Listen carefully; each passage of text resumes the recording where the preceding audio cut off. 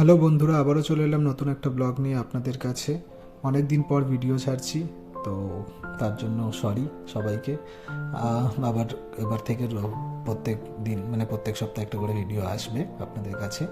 তো আজকে ভিডিওটা একটু অন্যরকম হচ্ছে। অ্যাকচুয়ালি আমি যাচ্ছি কার্শিয়াং, মানে আমার অফিসের ফ্রেন্ডের সাথে কার্শিয়াং থেকে শিটং যাব। তো সকাল সকাল আমি বেরিয়ে পড়েছিলাম। ওরা ডায়মন্ড হারবার থেকে আসছিল, আমি ডাইরেক্ট আমাদের হাওড়া স্টেশনে চলে গেছিলাম একাই। তো ওখানে আমাদের ট্রেন দাঁড়িয়েছিল বন্দে ভারতে করেই যাচ্ছিলাম। তো বন্দে ভারতের এক্সপিরিয়েন্স আমার ফার্স্ট টাইম ওঠা, এর আগে কোনো দিন আমি বন্দে ভারতে যাইনি। তো বন্দে ভারতের এক্সপিরিয়েন্সের কথাও আপনাদের কাছে শেয়ার করব। এই যে আমরা তিনজনে এখানে বসেছি, বাকি তিনজন অন্য সিটে বসেছে। তো আমার উইন্ডো সিটেই বসেছিলাম। সকাল সকাল তখন ভোরের আলো ফোটেনি, অন্ধকার হয়ে আছে। তো প্রাকৃতিক দৃশ্য দেখতে দেখতে আমাদের গন্তব্যের জন্য এগিয়ে চললো। ট্রেন শুরু হলো। ট্রেনের স্পিড খুব ভালো ছিল, 130 থেকে 35 কিলোমিটার বেগে যাচ্ছিল, কিন্তু পুরো খুব একটা তখনও মানে জোরে যায় না। 30 পর্যন্তই ম্যাক্সিমাম স্পিড, তারপরে আবার 100 109 এরকম যায়। ফার্স্ট স্টেশন আমাদের বোলপুর শান্তিনিকেতন ছিল।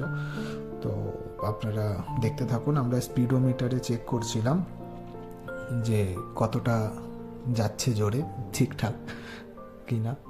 তো সেই করতে করতে দেখতে দেখতে বাইরের দৃশ্য বেরিয়ে পড়লাম। তারপরে 7টার সময় আমাদের ট্রেনে চা বিস্কিট দিয়ে দিল। তো চা আমি গ্রিন টি নিয়েছিলাম, কিন্তু অ্যাকচুয়ালি গ্রিন টি ছিল না, এটা মনে হয় কালোই চা ছিল। গ্রিন টি তো দেখতে মনে হচ্ছে না। আমার বন্ধুটার পাশে অন্য জিনিস নিয়েছে। তারপরে আমাদের ব্রেকফাস্ট দিয়ে গেল। ব্রেকফাস্টে অমলেট ছিল, ভেজিটেবলস ছিল, দুটো ব্রেড ছিল, বাটার জ্যাম ছিল। মানে ব্রেডটা তো ভালোই ঠিকঠাকই খেতে ছিল, কিন্তু ডিম ভাজাটা এতটা বাজে হবে জানতাম না। কিরম লাগছে ডিম ভাজাটা খেতে? ডিম সেদ্ধ খেয়ে বলছে তার এক্সপিরিয়েন্স। খেয়ে দেখো। ডিম ভাজা খেয়ে, সরি। বল রিয়াকশনটা দে। লাইফে যদি জঘন্য ডিম ভাজার মধ্যে একটা হয়, এটা আজকের এই ডিম ভাজা। একদম বেকার, একদম বাসি বেকার, ডিম ভাজা দিয়েছে। কোনো গরম নেই। টেস্ট উপর থেকে যে নুন আর গোলমরিচটা ছড়িয়েছে, তার টেস্ট রয়েছে। ডিম কি করে এত ফুলেছে বুঝতে পারছি না। আটা ময়দা কি মিশিয়ে ডিমের মধ্যে আটা মিশিয়েছে, এই জন্য আটা ফুলে গেছে। টেস্ট একদম জঘন্য। তোর রিয়াকশন কি আছে? আমার হ্যাঁ, জীবনের সব থেকে মাঝের ডিম ভাজা এখনো মন্দ ভাবা। আমাদের বন্দে ভারতের লাঞ্চ চলে এসছে। সবজি ফবজি দিয়েছে কিছু, দেখতে হবে। দই, চাটনি, এরকম বন্দে ভারতে খাবার দিয়েছে, সব ঠান্ডা ঠান্ডা। ডাল তো একদম জমে গেছে পুরো। মাংসর ঝোল তো মনে হচ্ছে জলের, মানে মাংসের মধ্যে শুধু জল দিয়ে দিয়েছে আর একটু লঙ্কার গুঁড়ো। এই ভাত আর রুটি।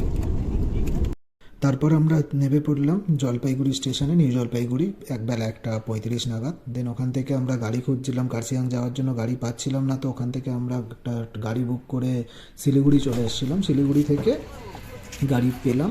দেন আমরা কার্শিয়াংয়ের উদ্দেশ্যে রওনা দিলাম। প্রকৃতির দৃশ্য অনুভব করতে করতে এত সুন্দর লাগছিল। পাহাড়ে মানে আমার পাহাড়টা খুব ফেভারেট আমারও, মানে সমুদ্রের থেকে আমার পাহাড়টাই খুব ভালো লাগে। এই যে টয় ট্রেন দেখতে দেখতে আমরা চলে যাচ্ছিলাম। টয় ট্রেন এখনও চলে, আগে বন্ধ হয়ে গেছিলো মাঝখানে, আবার এখনও চালু করেছে দার্জিলিং পর্যন্ত মনে হয়। তো পাহাড়ের রাস্তাঘাট জঙ্গলের মধ্যখান থেকে যাওয়ার মজাই আলাদা। আপনারাও দেখতে থাকুন।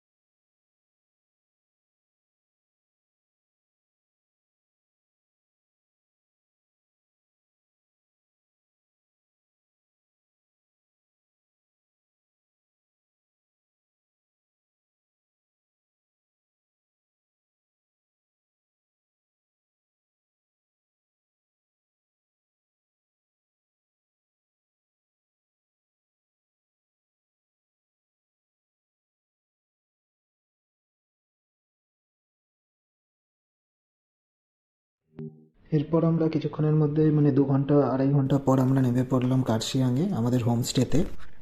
এটা আমাদের homestay, the river view homestay. এটাই রিভার ভিউ হোমস্টে। আসো, এই প্রবেশ করছি।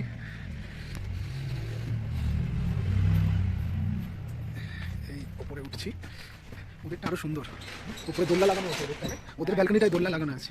এটা আমাদের রুম, আর এদিকে ব্যালকনিটা যাচ্ছে, ব্যালকনি দিয়ে পুরো ব্যালকনি দিয়ে ভিউটা, পুরো ব্যালকনি দিয়ে ভিউ, আর ঠান্ডায় ফাটছে। দেখি সুমন, সুমন এই রুম,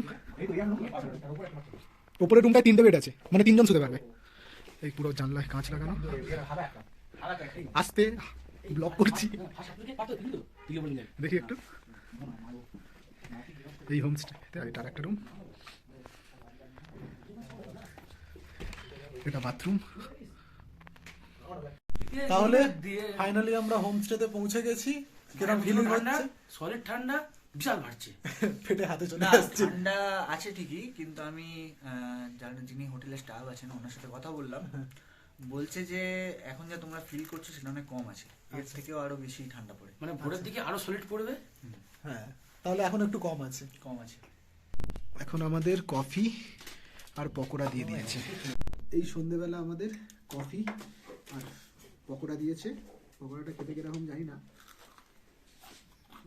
হেভি ক্রিস্পি আছে, ভালো করে দিয়েছে। আমি ব্ল্যাক কফি অর্ডার করছি। এই যে বাঁধাকপি ফুলকপির তরকারি, এটা চিকেন, এটা ডাল, স্যালাড, পান্তুয়া, পাঁপড়, এদিকে রুটি, এদিকে রাইস। আমাদের ডিনার আজকের।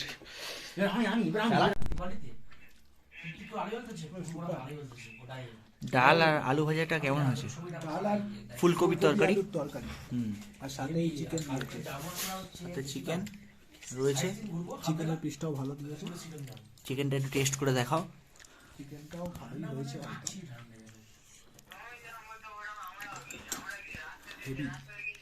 সঙ্গে রয়েছে আমাদের পাঁপড় ভাজা এবং পান্তুয়া।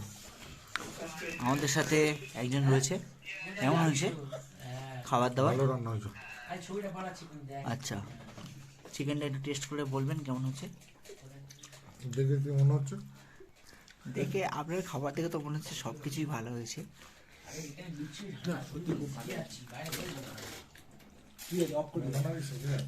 আমরা যে হোমস্টেটায় আছি এর নাম রিভার সাইড হোমস্টে। আমি ডেসক্রিপশন বক্সে পুরো ডিটেলস দিয়ে দেবো। এরা 1,500 টাকা করে নেয় উইথ মিল পার হেড। আপনারাও আসতে পারেন। আর বাকি ভিডিও নেক্সট ভিডিওতে আমি ছাড়ছি, বাকি যে পুরো ঘোরার ভিডিও।